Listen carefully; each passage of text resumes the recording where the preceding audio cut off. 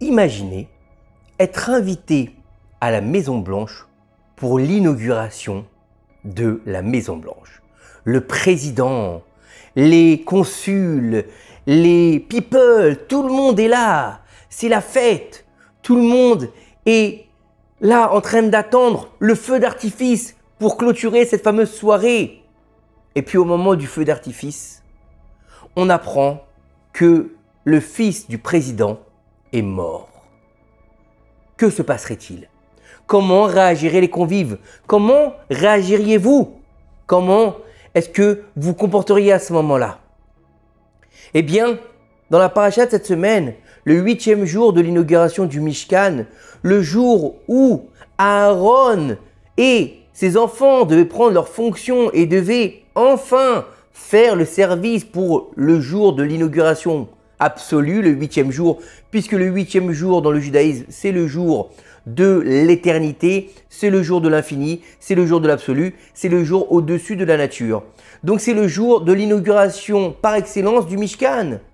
Nadav et Avihu, les deux fils de Aaron à Cohen, deux tzadikim, sont morts ce jour-là.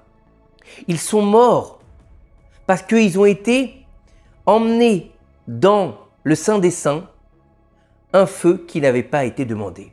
Nos sages nous disent comment ils sont morts. Il y a comme une ficelle de feu, comme avec la forme d'un serpent, qui leur est rentré dans le nez et qui les a brûlés de l'intérieur.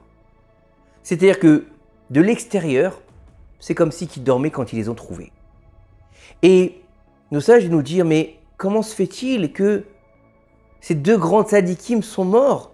Comment se fait-il que ces deux grands tzadikim, le jour de l'inauguration, n'ont pas réussi à participer à la joie et ont plutôt amené Vayehi Bayom Hashemini? Et ce fut le 8e jour. Et on sait que le mot Vayehi, il entraîne quelque chose de souffrance, de dur, un problème, quelque chose qui ne va pas bien, quelque chose qui ne va pas bien se passer. Alors qu'on aurait dû dire Vaya, c'est l'inauguration du Mishkan quand même. Ça aurait dû être une joie. Non, c'est une tristesse. Pourquoi? Parce que Nadav et Avihu, malgré leur grandeur, nos sages nous disent qu'ils ont fait des choses qu'ils n'auraient pas dû faire. Il y a plusieurs explications. Certains vont nous dire que parce qu'ils sont rentrés faire ce feu alors qu'ils étaient sous, alors qu'il est interdit de boire pour aller faire une offrande à Kadosh Baruch Hu. Imaginez rentrer à la Maison Blanche devant le président complètement sous. Qu'est-ce qu'il va vous dire le président? Déjà qui dit à certains présidents allez mettre une chemise, alors imaginez qu'il vous dit eh oh, vous êtes arrivé bourré, ça se fait pas. Non, ça se fait pas. D'autres ils disent parce qu'ils n'avaient pas encore épousé de femme et donc ils n'étaient pas complets, ils n'étaient pas chalem. Et quand on n'est pas chalem, on n'est pas en mesure de se présenter devant Akadosh Baruch Hu. C'est pour ça que lorsqu'on dit au marié Mazal Tov, c'est pas une bonne chance. Ça veut dire que maintenant, tu es complet, tu as trouvé ton mazal, tu as trouvé la moitié de ta neshama qui te manquait. Ce n'est pas une question d'avoir de la chance ou pas de la chance, c'est une question d'être dans la complétude de l'être. C'est-à-dire, tu as relié ta neshama masculine et ta neshama féminine. De plus, d'autres nous disent que en fait, ils ont décidé de leur propre chef d'aller faire une offrande. Bien sûr, il y a d'autres explications, on va se pencher sur celle-ci. Et alors Akadosh Baruch Hu ne leur a pas demandé de faire une offrande. Là est tout le problème. Lorsqu'Akadosh Baruch Hu ne demande pas, tu passes dans un domaine qui est étranger. Comme c'est marqué dans la paracha, Esh Zara, un feu étranger. Un autre mot qui doit sonner à votre esprit à ce moment-là, je pense que vous l'avez. Vous l'avez ou pas? Eh oui, Avodah Zara. Avodah Zara, c'est un travail étranger. Ça veut dire quoi un travail étranger? On a toujours tendance à traiter ce mot par idolâtrie. Ça veut dire quoi idolâtrie? C'est se prosterner devant une statue. C'est quoi? Non. Une avodah zara, c'est de faire un travail étranger, de servir une divinité étrangère. Bien sûr qu'il n'y a pas de divinité qui existe, mais de servir une force, entre guillemets, qui est étrangère à Akadosh Baruch Hu. C'est pour ça, par exemple, qu'on va dire dans le Shema Israël, Elohim Acherim, c'est quoi Elohim Acherim? D'autres dieux existent.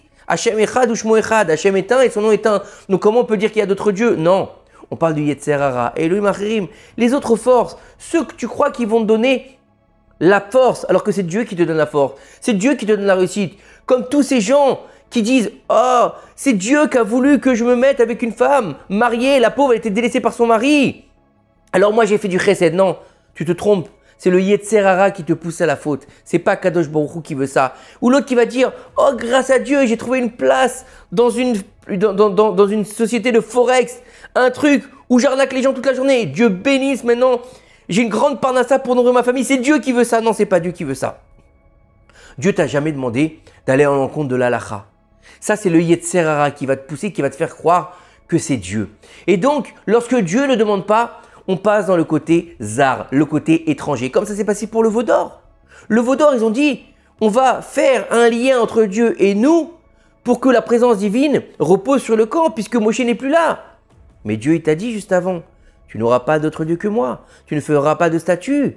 Alors que dans le Kodesh HaKodashim, il y avait des chérubins. C'est aussi des idoles. Oui, mais c'est Dieu qui l'a demandé.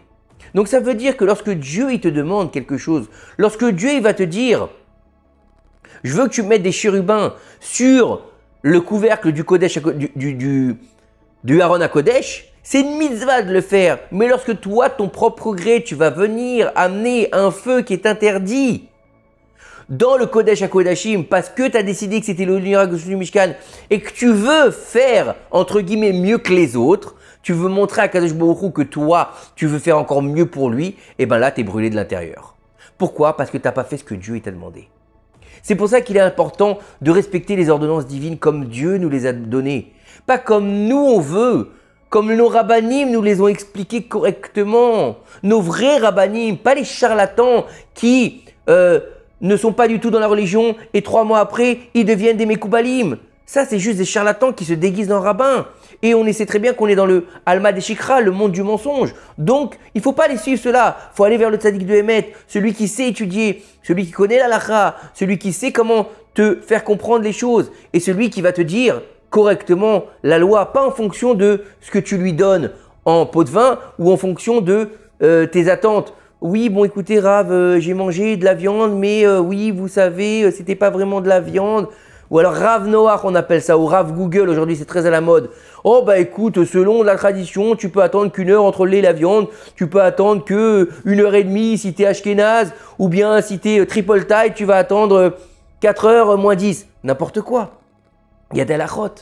Il y a des choses qu'il faut respecter correctement, comme Dieu nous l'a demandé, à tel point qu'on nous dit, ne sois pas un Baal Tosif. C'est quoi un Baal Tosif? C'est quelqu'un qui rajoute. Qui rajoute quoi? Une mitzvah. Quand on te dit, Shivat Yamim Tochal Matzot, d'accord? C'est pendant 7 jours, tu vas manger des matzot. Après, tu dois remanger. Tu peux continuer à manger la matzah, mais pendant 7 jours, c'est la mitzvah. Pour Sukkot, pendant 7 jours, tu vivras dans ta souka. Et pas 8 jours. C'est pour ça qu'avant la fin de Sukkot, on rend pas sous la souka pour pas montrer qu'on continue à rentrer dans la souka et manger dans la souka. Faut pas être Baal Tosif. Faut réussir à comprendre les ordonnances divines. Il n'y a pas de mal à faire bien les choses et à augmenter la beauté de la mitzvah, comme par exemple d'acheter des tefilines Mehoudar au lieu d'acheter des tefilines Kacher, d'acheter un beau étrog Mehoudar au lieu d'acheter un étrog minimum, vrai, voilà, Yatsaïe des Chova, j'ai fait ce que j'avais à faire et je suis libre de la mitzvah maintenant que je l'ai faite. Non, tu peux améliorer, tu peux faire des belles choses, mais ne rentre pas dans les choses que Dieu ne t'a pas demandé. Reste à ton niveau, ne te prends pas pour qui tu n'es pas, c'est-à-dire ne te prends pas pour Dieu. Lui, il sait le niveau de l'homme parce que lui, il est infini. Et toi, tu es fini. Toi, tu n'es qu'un bout de chair bien organisé. D'accord? Des fois un peu mal organisé, mais bon, c'est pas le problème. Mais entre guillemets, ne va pas te prendre pour Dieu parce que tu es loin d'être Dieu. Et on a vu tous ceux qui se sont pris pour Dieu, ils ont fini par tomber. Tous ceux qui ont fait des choses qui n'étaient pas demandées ont fini par tomber. Malheureusement, Nadav et Avihu, des grandes sadikim, ils ont pas tenu. Mais la réaction d'Aaron, c'est il s'est tu.